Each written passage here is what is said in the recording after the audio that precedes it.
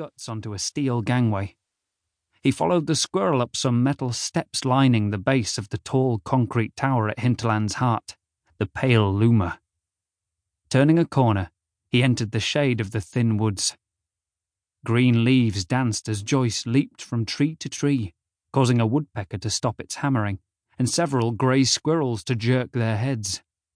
The boy continued in pursuit, running beneath the conveyor that sloped into the Pale Loomer's sooty flank. Landfill had soon crossed the narrow strip of trees that split Hinterland's centre, and turned another corner to find Joyce scrabbling up a stout white chimney. The squirrel blinked at the boy, who was now kneeling on mossy concrete. Landfill panted for a moment, wiped his fringe from his eyes and flashed a goofy grin. "No more pipes, little squirrel, so come on down. Let's see if you're as wily on the ground." Joyce blinked and brushed his whiskers. The boy's blue eyes sparkled. "Gutless twitcher, eh?" He cackled and thumped the ground with his palms. "Tell you what, come down and I'll give you another running start. That's more than fair." Joyce tilted his head, scuttled groundwards and sped away. Landfill was soon back on his feet, and Vonnegut caught up to join him in pursuit. The Alsatian yapped and howled, causing other dogs to peer out from nearby toppled railway carts. Some of them joined the chase, and the boy dropped to all fours to lope among the hounds. They raced along the train tracks that extended from the Pale Loomer's wide concrete opening, hopping on and off the cables that flanked the rusty rails. Baying with the dogs, the boy ran and ran, following the tracks until he was forced to skid to a stop. He watched helplessly as Joyce scaled the perimeter wall. The wall spanned far to the left and right, and Landfill took a few steps back to take in its height. He saw Joyce at the top, sat carefully between broken bottle teeth.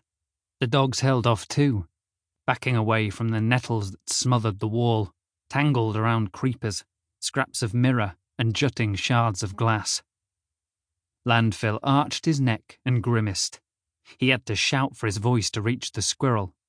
"Okay, game over, Joyce. Shouldn't go up there. It's not safe." Joyce rubbed his tiny paws together. He backed away slightly, towards the other side of the wall. "I mean it. Come down." Landfill was pleading now.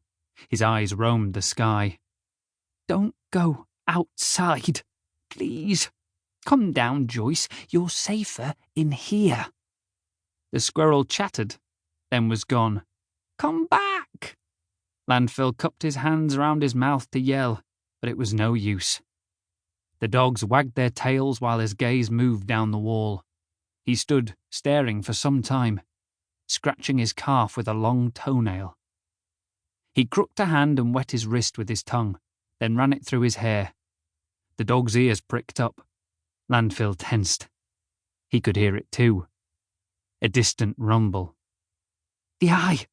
It's the eye!" He whirled around, searching for the nearest place to hide.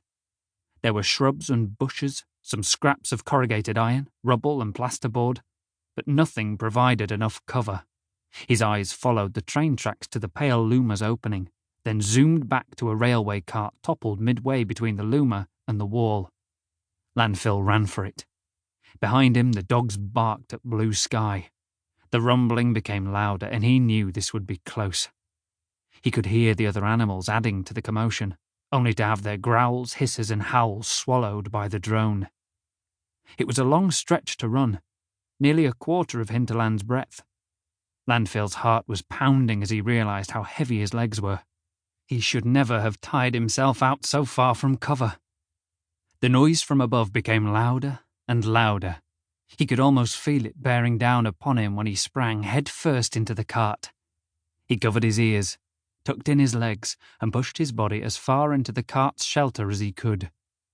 The boy's panting was amplified by his hands over his ears, but he could still hear the roaring from the sky. It screamed directly above, and he noticed flecks of paint vibrating along the cart's inner lining. He could see some dogs from another cart, all snarls and teeth and frothing gums, barking skywards while the shadow passed. The noise faded, and the dogs settled down. After listening